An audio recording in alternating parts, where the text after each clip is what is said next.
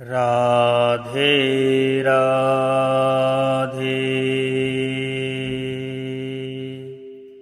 श्री कुंज बिहारी श्री हरिदास। हरि भक्तों, आज हम श्रीमद् भगवत गीता के 18वें अध्याय का श्रवण करेंगे, जिसका नाम है मोक्ष संन्यास योग। यह श्रवण केवल मूल भाषा अर्थात ब्रह्म की भाषा संस्कृत में ही किया जाएगा। मूल भाषा क्यों? जैसा कि हम हर पॉडकास्ट से पहले बता रहे हैं कि संस्कृत ब्रह्मांड और परब्रह्म की अपनी भाषा है, और संस्कृत में किया हुआ श्रवण चाहे हमें समझ में आए चाहे समझ में ना आए। जैसे किसी बीमार व्यक्ति के लिए औषधि कार्य करती है, चाहे उस बीमार व्यक्ति को उसका कंपोजिशन पता हो या ना पता हो। ठीक वैसे ही संस्कृत में किया हुआ संपूर्ण समर्पण से श्रवण अपना कार्य निश्चित ही करता है, इसमें कोई भी संशय नहीं है। और यह कई वैज्ञानिक प्रयोगों में प्रमाणित भी हो चुका है, जैसे कि नासा, जर्मनी, यूरोपियन यूनियन, इन सब जगह है।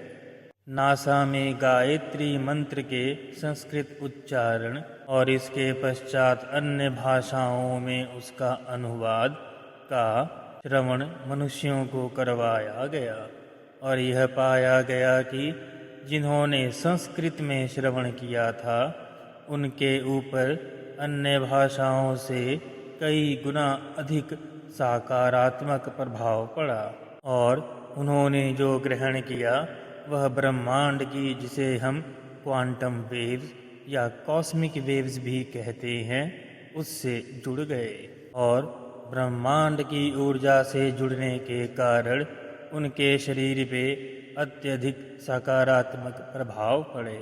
इसीलिए भक्तों, मूल भाषा में किया हुआ श्रवण सर्वोत्तम माना जाता है। आप ही सोचें, जब भी आप कभी ओम नमः शिवाय मंत्र का या ओम नमो भगवते वासुदेवाय मंत्र का या गायत्री मंत्र का या माँ दुर्गा के ओम ऐं ह्रीं क्लीं चामुंडाय विच्चे मंत्र का या राधे राधे जय श्री कृष्ण राधे श्याम, हरे राम राम राम हरे हरे, हरे कृष्ण कृष्ण कृष्ण हरे हरे मंत्रादि का श्रवण करते हैं तो मन को कैसी असीम शांति प्राप्त होती है। विवाहों से लेके मरण तक के सारे मंत्र संस्कृत में ही होते हैं। हरि भक्तों, हिंदी के लिए हमने प्लेलिस्ट में पद्म पुराण में वर्णित श्रीमद् भगवत गीता के महात्म्य सहित श्रीमद् भगवत गीता के प्रत्येक अध्याय का ऑडियो अपलोड किया हुआ है, जिसमें किसी भी अर्थ का अनर्थ नहीं किया गया। आप चाहें तो हिंदी वहाँ से समझें और थोड़े ही समय में मूल भाषा में अर्थात ब्रह्म की भाषा में गीता का श्रवण यहाँ से करें। आरंभ करने से पहले भक्तों, सबसे प्रार्थना है कि सनातन धर्म के इस ज्ञान प्रसार के लिए किए जा रहे हमारे यथा प्रयास की रीचबिलिटी बढ़ाने के लिए चैनल को सब्सक्राइब करके हमें कृतार्थ करें। आइए अब श्रवण आरंभ करते हैं।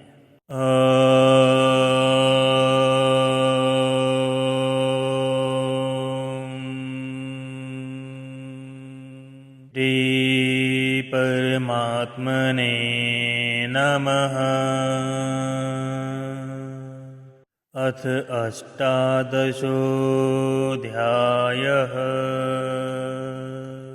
अर्जुन उवाच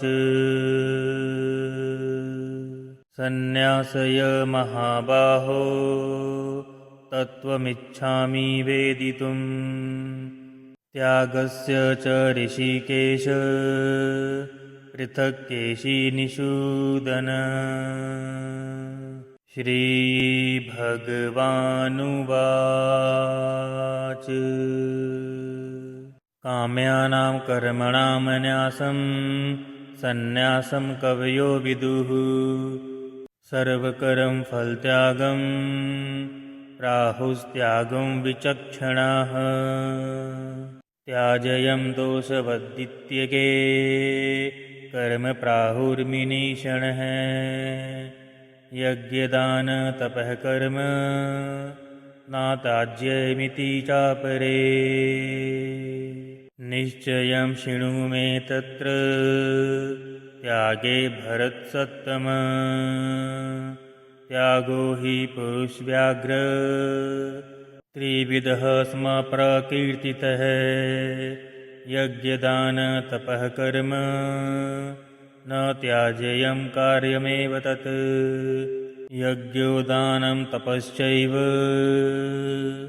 पावनानि मनीषिणाम्। एतान्यपि तु कर्माणि सङ्गत्यक्त्वा फलानि च कर्तव्यानीति मे पार्थ निश्चितं मत्मुत्तमम्। नियतस्य तु सन्न्यासः कर्मणो नोपपद्यते। मोहात् तस्य परित्यागस्तमसः परिकीर्तितः। दुःखमित्येव यत् कर्म कायकलेशभयात् त्यजेत्। स कृत्वा राजसं त्यागं नैव त्यागफलं लभेत्। कार्यमित्येव यत्कर्म नियतं क्रियते अर्जुन। सङ्गत्यक्त्वा फलं चैव स त्यागः सात्विको मतः। नादृष्टये कुशलं कर्म कुशलेनानुसज्जते। त्यागी सत्त्वसमाविष्टो मेधावी छिन्न संशयः। न हि देताभृता शाक्यं तयुक्तं कर्माणस्य शेषतः। यस्तु कर्मफलं त्यागी स त्यागीत्यभिधीयते। अनिष्टमिष्टं मिश्रमं च त्रिविधं कर्मणः फलम्। भवत्यत्यागिनां प्रेत्य नातु सन्न्यासिनां क्वचित्।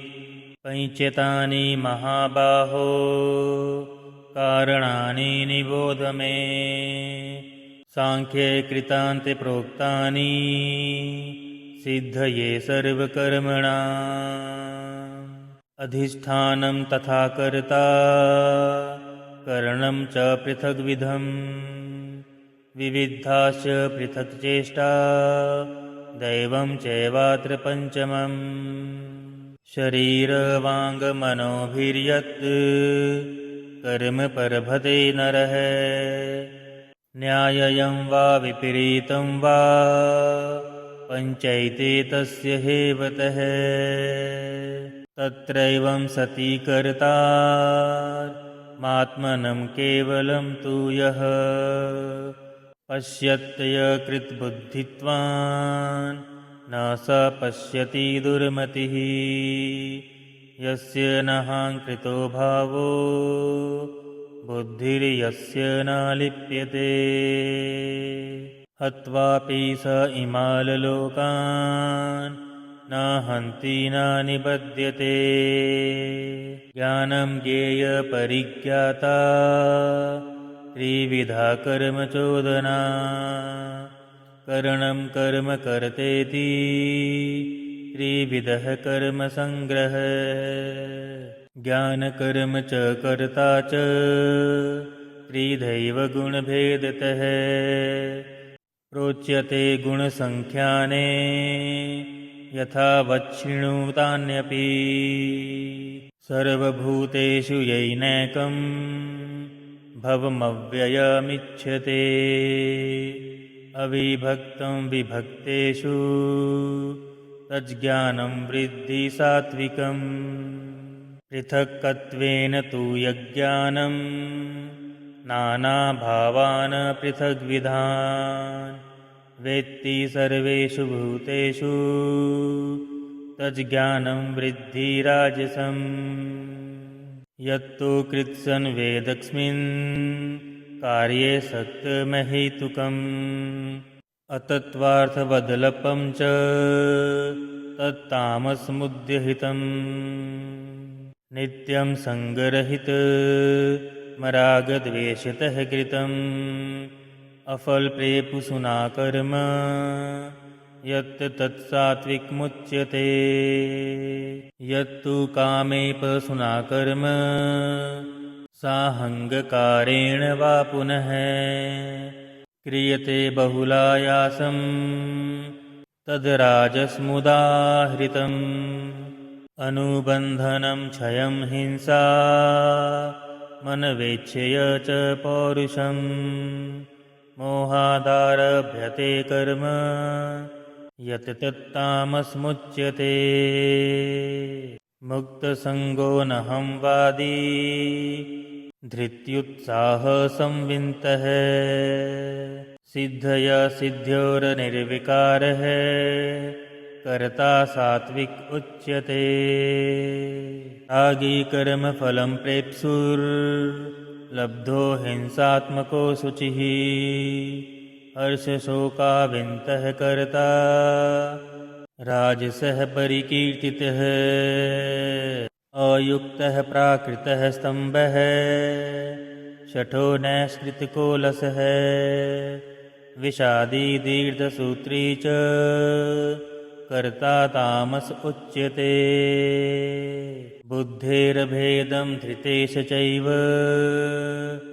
गुणतस्त्रिविधं शृणु प्रोच्यमानामशेषेण पृथक्त्वेन धनञ्जय प्रवृत्तिं च निर्वृत्तिं च कार्यकार्ये भयाभये बन्धनं मोक्षं च वेत्ति बुद्धिः सा पार्थ सात्विकी यया धर्ममधर्मं च कार्यं चाकार्यमेव च अयथावत् प्रजानाति बुद्धिः सा पार्थ राजसी अधर्मं धर्ममिति या मन्यते तमसावृता सर्वार्थान् विपरीतांश्च बुद्धिः सा पार्थ तामसी धृत्या यया धार्यते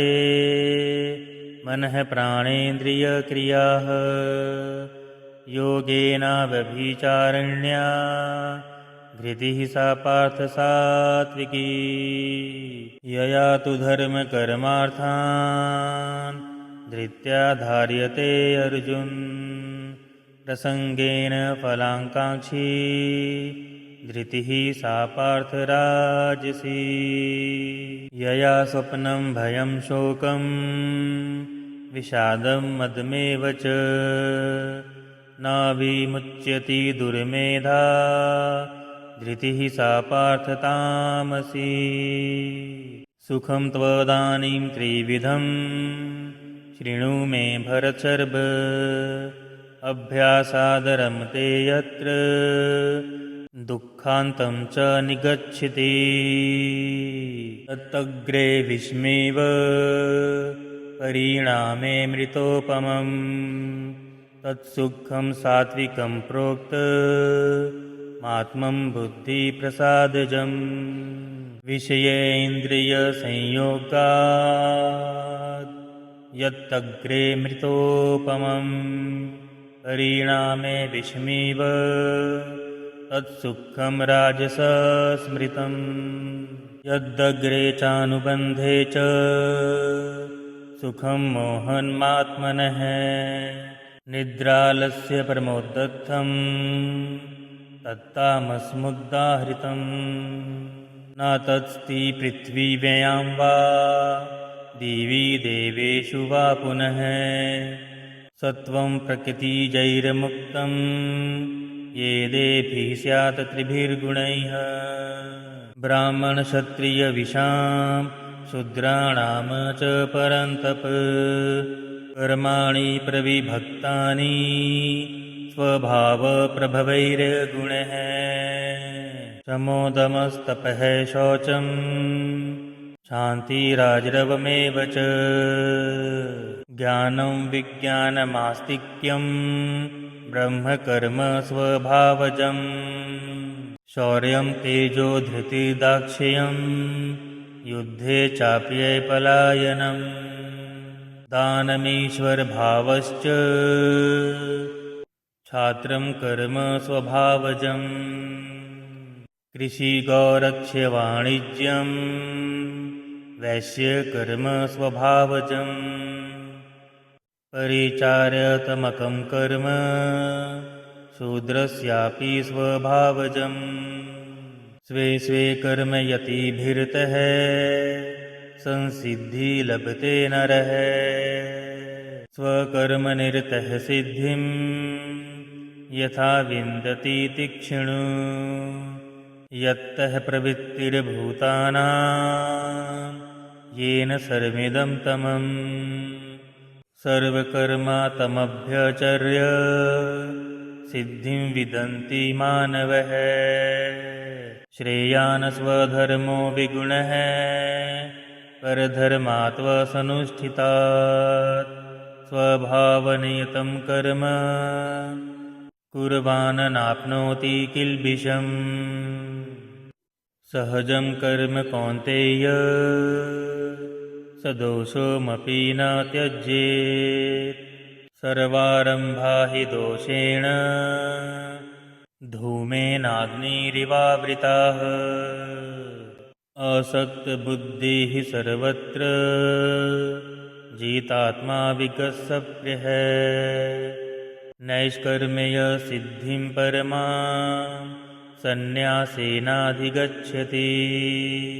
सिद्धिं प्राप्तो यथा ब्रह्म तथाप्नोति निबोध मे समासेनैव कौन्तेय निष्ठा ज्ञानस्य या परा बुद्धया विशुद्धया युक्तो धृत्यात्मनं नियम्य च शब्दादीन् विषयांश त्यक्त्वा रागद्वेषो वियुत्स्य च विवक्तसेवी लङ्घवासी यत्वाक्कायमानसः ध्यानयोगपरो नित्यं वैराग्यं समुपाश्रितः अहङ्कारं बलं दर्पं कामं क्रोधं परिग्रहं विमुच्य निर्ममः शान्तो ब्रह्मभूयाय कल्पते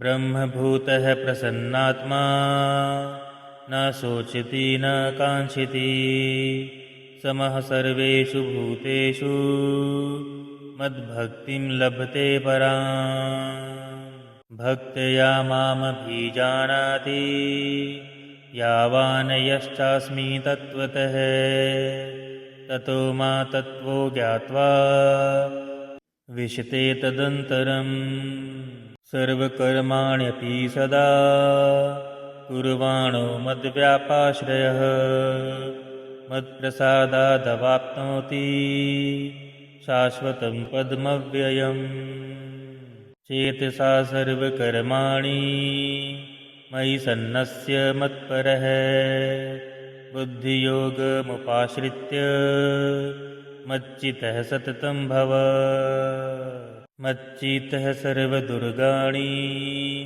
मत्प्रसादात् तरिष्यसि अथ चेत्त्वमहङ्कारान् न श्रेयोऽसि विनङ्क्ष्यसि यदहङ्कारमाश्रित्य न योत्स्य इति मन्यसे मिथ्यैष व्यवसास्यस्ते प्रकृतिस्त्वां नियोष्यति स्वभावजेन कौन्तेय निबद्धः स्वेन कर्मणा कर्तुं नेच्छसि यन्मोहात् करिष्यस्य वशोऽपि तत्। ईश्वरः सर्वभूतानां हृद्देशे अर्जुन तिष्ठति। भ्रामयन् सर्वभूतानि यत्रारूढानि मायया। तमेव शरणं गच्छ सर्वभावेन भारत। तत्प्रसादात् परां शान्तिं स्थानं प्राप्यसि शाश्वतम्। इति ते ज्ञानमाख्यातं गुह्याद् गुह्यतरं मया। विमृश्यैतदशेषेण यथेच्छसि तथा कुरु। सर्वगुह्यतं भूयः शृणु मे परं वचः। इष्टोऽसि मे दृढमिति तत्तो वक्ष्यामि ते हितम्। मन्मना भव मद्भक्तो मध्याजी मां नमस्कुरु। मामे वैश्यसि सत्यं ते प्रतिजाने प्रियोऽसि मे। सर्वधर्मान् परित्यज्य मामकें शरणं व्रज। अहं त्वा सर्वपापेभ्यो मोक्षयिष्यामि मा शुचः। इदं ते नातपस्काय न भक्ताय कदाचन। न च चाश्रुषुष्वे वाच्यं न च मामयोऽभ्यसूयति। य इमं परमं गुह्यं मद्भक्तेष्वभिधास्यति। भक्तिं मयि परां कृत्वा मामे वैष्यत्य संशयः। न च तस्मान् मनुष्येषु कश्चिन्मे प्रियकृतमः भविता न च मे तस्मात् दन्यः प्रियतरो भुवि। अध्यस्यते च य इमं धर्म्यं संवादमाव्युः। ज्ञानयज्ञेन तेनाह मिष्टः स्यामिति मे मतिः। श्रद्धवानंसूयच्च शृणुयादपि यो नरः। सोऽपि मुक्तः शुम्भाललोकान् प्राप्नुयात् पुण्यकर्मणा। कच्चिदेतच्च क्षुद्रं पार्थव्यैकाग्रेण चेतसा। कच्चिदज्ञानसम्मोहः प्रनष्टस्ते धनञ्जयः। अर्जुन उवाच नष्टो मोहः संवृत्तिर्लब्धा तत्त्वत्प्रसादान् मयाच्युत। स्थितोऽस्मि गतसन्देहः करिष्यसि वचनं तव। संजय उवाच इत्यहं वासुदेवस्य पार्थस्य च महात्मनः संवादमिमश्रास्मुद्भूतं रोमहर्षणम्। व्यासप्रसादाच्च श्रुत्वा नेतद् गुह्यं मम परम्। योगं योगेश्वरात् कृष्णात् साक्षात् कथयतः स्वयं। राजन् संस्मृत्य संवादमिम् अद्भुतम्। केशवार्जुनयोः पुण्यं हृष्यामि च मुहुर्मुहुः। तच्च संस्मृत्य रूपमत्यद्भुतं हरेः। विस्मयो मे महान् राजन् हृष्यामि च पुनः पुनः। यत्र योगेश्वरः कृष्णो यत् पार्थो धनुर्धरः। तत्र क्षीरविजयो भूतिर्ध्रुवा नीतिर्मतिर्ममम्।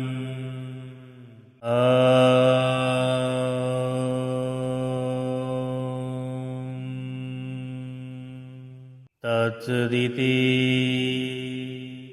श्रीमद्भगवद्गीतासु उपनिषत्सु ब्रह्मविद्यायां योगशास्त्रे श्रीकृष्णार्जुनसंवादे मोक्षसंन्यासयोगो नाम अष्टादशोऽध्यायः। ॐ श्रीकृष्णार्पणमस्तु। राधे राधे।